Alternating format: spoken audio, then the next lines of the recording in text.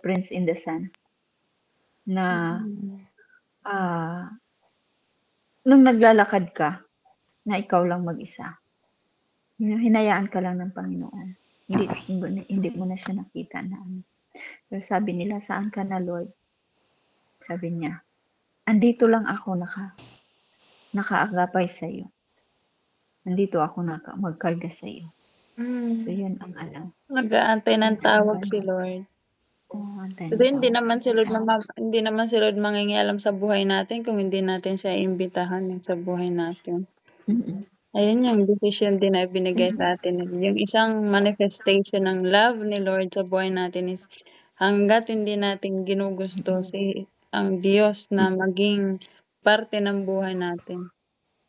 Wala. Pero Oo. nandiyan lang siya. Kahit nga nung panahon na hindi natin siya tinatag, nandiyan lang siya. Paano pa kaya kung isinalin natin siya sa buhay natin, Mm. 'di ba? Ay di mas madaming gagawin na mabuti si Lord sa atin kasi kasiyahan ni Lord 'yun, eh. Kasiyahan ng Diyos Kaya na gumawa ng mabuti sa atin kasi ayun siya, eh, ang Diyos ay mabuti. Iyan ang karakter ng Diyos, eh, yung siya ay mabuti at kasiyahan niya ng gumawa ng mabuti. Sabi nga sa ano, sa Ezekiel ata yun, sabi niya, "Kasiyahan ko ang gumawa ng mabuti." 'Di ba? Pero ayon din ang isang inaano ni Lord na hangga't hindi natin siya iniimbitahan sa buhay natin, wala siyang gagawin. Kaya nga ang salvation ay wala tayong puwedeng gawin sa kaligtasan natin, pero kailangan natin tanggapin. Kasi kung magtuturo lang ang Panginoon sa gusto niyang iligtas, bakit namatay pa si Jesus, 'di ba? Bakit sinasabi pa na sino man ang tumanggap kay Kristo, yun ang maliligtas. 'Di ba kasi ang manifestation ng love ni Lord is may choice tayo. Lagi nating imaginin, sa Garden of Eden kaya bakit gano'n pang-inano ni Lord? Alam niya na alam ni Lord ang mangyayari sa mundong ito bago pa man niya gawin. 'Di ba alam niyang magkakasala si Adan sa Eva, alam niya kung paano sila magkakasala, ba't itinuloy pa din ni Lord? Kasi mahal niya tayo, eh, at yung ang gusto ni Lord na ang tunay na na pagmamahal or pagbibigay ng pagmamahal is yung hindi pilit. Gusto ni Lord yung sundin natin siya kasi mahal natin siya. Kaya nga si Lord may commandment. Kasi ang command is hindi para gawin tayong robot. Sabi ni Lord, kung gusto niyo ako, ito gagawin niyo. Pero kung ayaw niyo, sige lang. 'Di ba? Kaya nga sabi din sa Roma 1, hinayaan ng Diyos silang gawin yung masasama nilang hilig. Ayun yung pinakamasamang puwedeng mangyari sa atin, yung hayaan tayo ni Lord. Lalo na 'pag walang disiplina. Yung ang sama-sama na ng ginagawa natin pero wala lang, ba? Kaya nga parang minsan tayo hindi tayo nagja-judge pero minsan iniisip natin, bakit kung sino pa yung masasamang tao sila pa yung nagtatagumpay, 'di ba? Bakit kung sino pa yung gumagawa bakit kung sino pa yung mga manloloko sila pa yung yumayaman, bakit parang pinagpapala sila? Why? Kasi hinahayaan lang sila ni Lord. Bakit tayong mga mahihirap, "Lord, bakit ako yung sumisimba, ako yung may pananampalataya sa'yo, bakit ako yung naghihirap? Bakit ako yung laging may pagsubok?" Why? Kasi dinidisiplina tayo ni Lord, pinapatatag tayo ni Lord. Mahirap 'pag walang kahirapan na nangyayari sa buhay natin kasi Kami, ibig sabihin walang as ano, ano, oo. Sa akin bilang ano, yung experience diyan sa ano, diyan sa yung sinabi mo Sis G na bakit yung mga ibang tao makikita, 'di ba minsan tayo din maano, bakit tayo nanalig sa Panginoon, tayo lumalakad sa ano ng Panginoon, bakit tayo hindi umasenso, bakit ganito yun pa rin yung ano natin. Tapos makikita natin kahit sa pamilya natin, 'di ba? Yung sa amin, ah, may ano kami yung mga pinsan, yung uncle, tapos nakita nila. Sabi nila, bakit kayo naghihirap? Bakit ganito yung ano ninyo? Di ba may Diyos kayo? Di ba lagi kayo nagsasamba? Lagi kayo. Parang sarili mo. Kasi yun sinabi namin, hindi namin Diyos yung pera. Alam namin na hindi yung tama na gagawin. Yun ang gagawin namin. Hindi namin yung ginagawa. Ay, yung mga tao na kasi na walang Diyos, walang kinakatakutan na ano, ah, kahit ano lang basta yung sa kanila is may pera, 'di ba? Tayong mga may pananampalataya, naisip parang maisip natin yung kung pwede natin gawin, 'di ba maano na tayo, "Ay Lord, hindi mo 'to kagustuhan, 'di bale na lang wala akong ano." Pero, yun gano'n pa man kahit na, ah, minsan hindi natin maano talaga sa ano bilang isang tao, isang mahina. Hinayaan tayo ng Panginoon kung ano yung gagawin mo, 'di ba? Pero darating talaga ang time na, ah, maano mo talaga yung kung ano yung mga salita ng Panginoon. Kasi andun yun, eh, Psalm 119:105, 'di Hmm, ba? ang Yung salita mo ay aking yung gabay. salita ng oo, ang salita ng Diyos na siya ang ating laging gabay. Kung ano man, kahit Hmm, anumang pagsubok, kahit anumang kahit saan man tayo pumupunta. Yun nga yung pagpunta ko dito sa Taiwan noon, sabi ko, Lord, Psalm 119:95.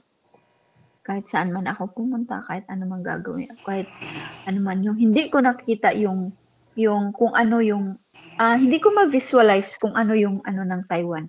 Pero kung kasama mo yung Panginoon, yung salita niya, ang maghari sa iyong puso, wala kang kakatakutan. Kasi alam mo na andiyan yung ano, andiyan yung Panginoon gabay na natin yung laging salita. gagabay sa'yo, yung salita Mm, ng Diyos, 'di ba? mm. Oo, yung mga naririnig natin kasi yun ang ano ng Panginoon. Hindi natin siya maririnig, hindi natin siya maririnig na kakausapin tayo, anuhin tayo. Pero through sa mga, salita na sinabi niya sa atin through the Bible, nandito yun makikita mo yung ano, Hmm, eh, makikita mo yung paano tayo hawakan ng Panginoon. hmm. Kaya nga mas maigi na maghirap tayo ngayon dahil sa disiplina ng Diyos o yung parang ipinapaalala ng Diyos na mahina tayo, kailangan natin siya, kaysa sa masaya tayo ngayon ta's iniipon natin yung galit ng Diyos. 'Di ba, mas mahirap yun kasi nakakatakot ang ano, ang ang takot ng Diyos. Ang galit ng Diyos mas nakakatakot. Maigi na yung maramdaman natin na ama natin ang Diyos ngayon kaysa sa para tayong mga anong tawag dito, alam mo yung anak na nakakawala na ayaw ng disiplina? Kasi sa bandang huli didisiplinahin tayo ni Lord, paano 'pag wala ng ano, wala ng chance, 'di ba? Wala ng Mm, chance na mag-build ng relationship sa kanya and mangyayari 'yan. Buksan po natin sa ano, naalala ko lang, praise God, sa Salmo 73. Kasi lahat tayo ano, katulad ni hmm, Juan Bautismo. Si Juan Bautismo ano na siya, propeta ng Diyos, pinakahuling propeta ng Diyos na nung nasa kulungan si Juan Bautismo, 'di ba, inutos niya, sino nagbasa kanina nun? Inutusan niya yung kanyang mga alagad na nagpunta kay Jesus at sinabi niya na, "Ikaw na ba? Ikaw na ba ang inaantay naming Kristo?" Sino nagbasa nun kanina? Pero nabasa natin yung kanina. Si Juan Bautismo na yun, ha, na pinili ng Diyos, na sabi ni Jesus dakila siya sa mga, na na sa lahat ng naunang nabuhay sa kanya, pinagdudahan pa niya si Jesus, 'di ba? Tayo pa kaya na hindi natin nakikita si Jesus, hindi natin siya nakasama, 'di ba? Pagdudahan natin kung tunay nga ang Diyos dahil sa mga kahirapan natin. Dahil si Juan Bautismo nandun siya nakakulong at hindi lang yung basta kulungan, talagang alam mo yung mga kulungan dati, hindi katulad ngayon na may pagkain, na may higaan, na may kumot, na may ano. Dati ang kulungan talagang ano, katulad nina Apostol Pablo, nakatali pa yung paa. Nasa kulungan ka na, nakatali pa yung paa at kamay mo. So, si Juan Bautismo nag-ano siya, sinabi niya, "Oh, puntahan mo nga inutusan niya yung mga alagad niya na tanungin si Jesus kung siya na ba yung Kristo na inaantay niya." Si Juan Bautismo din yung nagsabi na ito ang sugo ng Diyos, ito ang kordero ng Diyos na mag-aalis ng kasalanan natin. Pero nung nakulong si Juan Bautismo dahil sa pag-rebuke niya kay Herodes, nung naghihirap na siya, bigla siyang nagduda. Hindi na ibig sabihin na nawala yung pananampalataya na kay Kristo, pero dumating siya sa pagdududa, 'di ba? Mangyayari at mangyayari sa atin yun. Kaya yun dapat yung paghandaan natin, na sa panahon na tayo ay nasa kahirapan, magduda man tayo, hindi tayo bibitaw. Kasi kung bibitaw tayo, saan pa tayo pupunta? 'Di ba? Kasi te-testingin tayo, eh, te-testingin yung faith natin, eh, 'di ba? Sabi doon parang ang ginto, 'di ba, sinusunog para maano kung talagang ano yung tunay na ginto, matira yung tunay na ginto. Pero mas mahalaga ang pananampalataya natin kaysa sa ginto. At katulad ng ginto na na nilalagay sa apoy para makita kung totoo siya, gano'n din naman tayo na tine-testing sa mga pagsubok sa buhay para makita kung totoo yung faith natin. Dito tayo sa ano, sinong gusto magbasa ng Salmo 73? Buong chapter po. Maganda 'to kasi ang isang salmista ay nagduda din. Sa Old Testament 'to, 'di ba? Kahit sila din dumating sa pagdududa sa mga pero ang ganda ng sinabi dito. Sino pang gusto magbasa?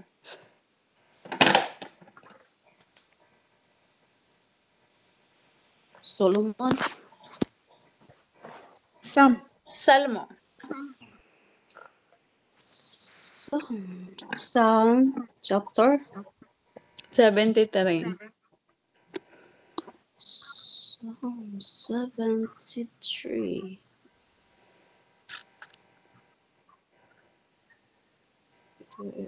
Ang kada salmo. Mm.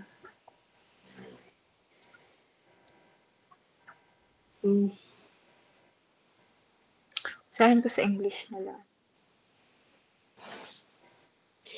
Surely God is to Israel, to those who are pure in heart. But as for me, my feet had almost leaped. Oh. Para sa kanya, yung ano niya, muntik siyang slide or ano. I had nearly lost my foothold, for I envied the arrogant. Oh, ito yun, oh. When I saw the prosperity of the wicked, oh. They have no struggles. Their bodies are healthy and strong. Oh, di ba? Makikita dito sa ano. They are not plagued by human ills. Therefore, pride in their necklace, they clothe themselves with violence. From their callous hearts comes iniquity. The evil conceits of their minds know no limits. They scoff and speak with malice. In their arrogance they threaten oppression. Their mouth by claim to heaven, and their tongues take possession of the earth. Therefore their people turn to them, and drink up waters in abundance. They say, How can God know? Does the Most High have knowledge? This is what the wicked are like, always carefree. They increase in wealth. Surely in vain have I kept my heart pure. In vain have I washed my hands in innocence. All day long I have been plagued. I have been punished every morning. If I had said, I will speak thus, I would have betrayed your children. When I tried to understand all this, it was oppressive to me. Till I entered the sanctuary of God, then I understood their final destiny. Surely you placed them in slippery ground. You cast them down to ruin. How suddenly are they destroyed completely, swept away by terrors. As a dream when one awakes, so when you arise, O Lord, you will despise them as fantasies. When my heart was grieved and my spirit embittered, I was senseless and ignorant. I was a brute beast before you. Yet I am always with you. You hold me by my right hand. You guide me with your counsel, and afterward you will take me into glory. Whom have whom I have in heaven but you, and earth has nothing I desire beside you. My flesh and my heart may fail, but God is the strength of my heart and my portion forever. Those who are from you will perish. You destroy all who are unfaithful to you, but as for me, it is good to be near God. I have made the sovereign Lord my refuge. I will tell all of I will tell of all your deeds. Mm. Oh. Ate Che, nakita mo yung Tagalog? Oo. Sige, basahin mo. Thank you, Mami.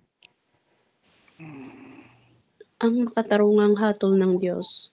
Tunay na mabuti ang Diyos sa Israel, lalo na sa mga taong malilinis ang puso. Ngunit ako, halos mawalan na ako ng pananampalataya. Naiinggit ako ng ang mayayabang at masasama ay umuunlad. Malulunok ang kanilang mga katawan at hindi sila nahihirapan. Hindi sila nahihirap at napapagabag na tulad ng iba. Kaya ipinapakita nila ang at kalupitan. Ang kanilang puso ay puno ng kasamaan at ang lagi ay paggawa ng masama. Kinukutya nila at pinagsasabihan ng masama ang iba. Mayayabang sila at nagbabantang manakit. Nagsasalita sila ng masama laban sa Diyos at sa mga tao. Kahit na ang mga mamamayan ng Diyos ay lumilingon sa kanila at pinaniniwalaan ang mga sinasabi nila, paano malalaman ng Diyos? Walang alam ang kataas-taasang Diyos. Ang ganito ang buhay ng masasama. Wala ng problema, yumayaman pa. Bakit ganun? Wala bang kabuluhan ang malinis kong pamumuhay at paglayo sa kasalanan? Nagdurusa ako buong araw. Bawat umaga ako'y puntahan. Kung sabihin ko rin ang sinabi nila, paara na rin ako traitor sa inyong mga mamamayan. Kaya sinubukan kong unawain ang mga bagay na ito, ngunit napakahirap. Pero nang pumunta ako sa inyong templo, doon ko naunawaan ang kahinatnan ng masama. Tunay na inilalagay niya sila sa daan at ibinabagsak sa kapahamakan. Bigla silang mapapahamak, mamamatay silang lahat at nakakatakot ang kanilang kahantungan. Para silang isang panaginip na pagsapit ng umaga ay wala na. Makakalimutan na sila kapag pinarusahan niyo na. Nang nasaktan ang aking damdamin at nagtanim ako ng sama ng loob, para akong naging hayop, mangmang at hindi nakakaunawa. Ngunit patuloy akong inyo at tinakay niyo ako. Ginagabayan ako ng inyong mga payo at pagkatapos ay tatanggapin ko kayo bilang isang pangunahing panlangad. Walang sino sa langit ang kailangan ko kundi kayo lamang at walang kailangan ko iwan sa inyo. Hanggang saan ba? Natatawa ka, may humihilik. Akala ko buong chapter. Buong chapter nga. Sige, tuloy mo lang. Manghina Ano man yan, ang Ate aking Jeline? katawan at isipan. Hindi, Kayo, O nakamute Diyos, ang sila eh. aking kalakasan. Kayo lang ang kailangan ko This is Badet. magkakailanman. Ang mga taong lumalayo sa inyo ay tiyak na mapapahamak. Ang mga nagtaksil sa inyo ay lilipuling lahat. Ngunit ako, minabuti kong maging malapit sa Diyos. Kayo, Panginoong Diyos, ang pinili kong kanlungan upang maihayag ko ang lahat ng inyong mga ginagawa. Praise God. Praise God. Sarap talaga matulog pag nakikinig ng salita ng Diyos. Buti kanina nakapahinga ako. Kasi kagabi wala kang tulog, tapos maghapon wala din akong tulog. Diba? Praise Wala akong tulog. Hindi ako nakatika ng umaga, 7:30. Yun si Shia. Labas na tayo. Ha? Anong oras? Mag-alas 7 pa lang. Labas na daw kami. Yeah. Dito pa ako nakahiga. Sabi dito, no? Tunay na mabuti ang Diyos sa Israel, lalo na sa mga taong malilinis ang puso. Amen. Sabi din, ngunit ako, halos mawalan na ako ng pananampalataya. Nainggit ako nang makita ko ang mayayabang at masasama ay umuunlad. Lagi nating patandaan, ang Diyos pwedeng magbukas, ang Diyos nagbubukas ng oportunidad. Si Satanas man din ay nagbubukas ng oportunidad. Basta lang tayo mapahiwala sa Diyos. 'Di ba? Nagpapayaman si Satanas. Kay Kristo hindi tayo yayaman na mayaman. Hindi kontra ang Diyos sa pagyaman, basta para sa kapurihan niya. Pero si Satanas, Kayang ibigay lahat ng 'yan, 'di ba inoffer nga niya kay Jesus, "Ibibigay ko sa'yo ang ano, ang mundong ito." Hindi sinabi ni Jesus na, "Hindi sa'yo 'to." Hindi niya kinontra si Satanas dahil sabi nga din sa Biblia, sa salita ng Diyos, si Satanas ang naghahari ng mundong ito. Ibig sabihin kontrol niya itong mundong ito. 'Di ba, kaya niyang magbigay ng oportunidad kung para lang tayo ay mapahiwalay sa Diyos. Pero sinabi niya dito yung mga kung ano yung meron sa mga walang pananampalataya sa Diyos, 'di ba? Sabi niya, malulusog ang kanilang mga katawan, 'di ba? Minsan tayo, bakit gano'n? Maraming Maraming ano. sakit, madaming nararamdaman, 'di 'Di ba? ba? Bilang Pagsubok. isang tao, makikita natin 'yan. Marami ngayon, maraming mga bagay na nagpapayaman sa tao, 'di ba? Marami makikita natin. Andun tayo, hindi lang yung kung ano yung sinabi ng Biblia, na-experience natin. 'Di ba makasabi tayo, buti pa siya nakasakay diyan sa maganda yung Kaya sasakyan niya. dati, yung word na sana all, ayaw na ayaw ko talaga niyan kahit biro.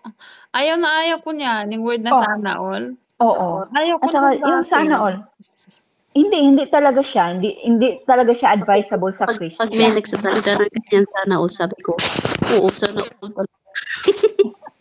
Hindi siya Pero hindi ngayon, siya natanggap ko advisable. na siya pagka mga biro-biro. Pero pagka kunyari ako may sinishare ako or yung isang kaibigan may sinishare tapos biglang sasabihin, yung tonong parang naiinggit na parang kawawa.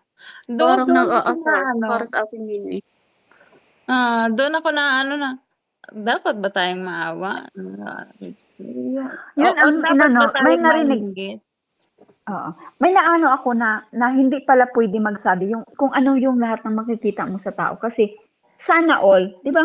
Makita mo na mayaman siya pero alam mo yung kung paano niya na-acquire yung mga kayamanan niya. Hindi yung galing sa Diyos. Tapos sinabi mo na gusto mo pang Pag hindi daw sinabi mo kasi na sana all oo. parang, "Uy ako din, sana ako Oo, din." oo, oo, oo, oo. 'Di ba? Oo, alam mo na yung din yun nga, uso ngayon yung sa mga ah, generation ngayon, yung manifesting, di Oo, ba? Oo, Satanism, eh, hindi puwede yan kasi oo. hindi tayo nagma-manifest, nagpe-pray tayo.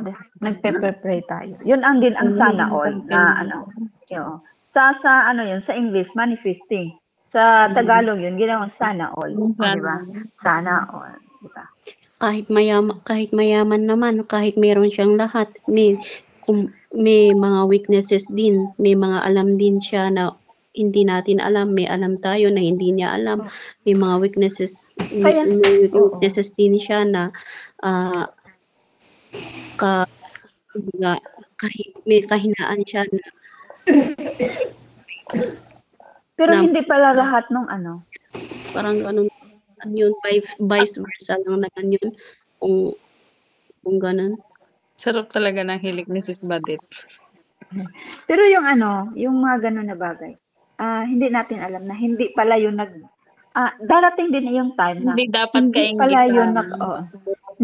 alam mo, may nakita ako na andun na sa kanya lahat, pero one time na niya, na hindi pala yung kayamanan niya, yung pera, kung ano yung naabot na, hindi nagbibigay sa kanya ng satisfaction. Oh, parang may hinahanap pa rin siya sa puso niya, sa isip niya, sa niya, na kahit yung pera niya, kahit ng niya, hindi nagbibigay sa kanya ng satisfaction. Si Pacquiao, 'di ba naging Christian na si Pacquiao ngayon, nag-pastor siya. Sabi niya nag-testimony siya, sabi niya, yung babae, yung kasikatan, yung pera, lahat yan nakamtan ko, 'di ba? Living testimony din yung kanya na wala sa kung anong meron tayo, kung na kanino tayo. Ang Tingnan mo tunay. yung si Celine Dion. Si Celine Dion, 'di ba? Famous siya na Canadian singer. Na lahat. Pero nung ngayon, parang wala yung nangyari sa kanya, maraming maging sana ganun tayo na ganyan na famous. Pero nung hindi na niya in-acknowledge yung binigay sa kanya ng Panginoon, na parang yung kalagayan niya ay wala ng So, yung talento niya, anong nangyari sa kanya ngayon? Wala na. Dumaranas na. Dumaranas siya Okay. ng yung sakit, 'di ba? Ng May karamihan may ng sakit sa sakit. yata sa lungs yun, sa dito sa bandang leeg niya na Hindi, yung nalagyan nun ng brace. hindi, Mm. yung tawag doon na sakit niya na manginginig siya na anong term nila doon sa sakit niya? Anong syndrome na yun? Syndrome, 'di ba? Oo. Maraming Schizophrenia? mga Schizophrenia, ewan 'di ko ba ano. sa utak 'yun? Hindi lang naman sa utak yun, pati sa katawan. Nanginginig Katawan tapos niya. Yun nga yung ano niya. naninigas. Kasi hindi niya makontrol na yung niya, yung psychomotor doon sa utak niya, hindi na doon Hmm, sa katawan niya. ito. Hindi na niya makontrol ng katawan. So marami tayong makikita. Kahit ng mga artista ngayon makikita. Minsan manonood ako, Lord, sabi ko, kailan kaya ang time na ma-realize nila na yung kayamanan nila na minsan makasabi tayo na, pero kung may Kristo na tayo, sabihin, Lord, parang mawala yung inggit. Mawala yung inggit na yung makita mo yung kung paano nila na-acquire yung mga kayamanan nila na na lang nila yung katawan nila, ibenta na lang nila yung katawan nila para magkaroon silang ng ganyang kayamanan, 'di ba? Na may mga bagay talaga na yung kayamanan na binigay ng kaaway ng Satanas, hindi Sabi nga ng talaga pwedeng sabi nga kainggitan. ng Diyos na nakuha nila in just a click, kukunin din ng Diyos na in just a click. Hmm. Kaya nga sabi dito sa 'di ba, sabi dito sa nabasa natin sa verse 17, Mm. "Pero nang pumunta ako sa iyong templo, doon ko naunawaan ang kahinaan at kahihinatnan ng masama." Sa sa English, anong sabi dun "But when I, enter in your sanctuary."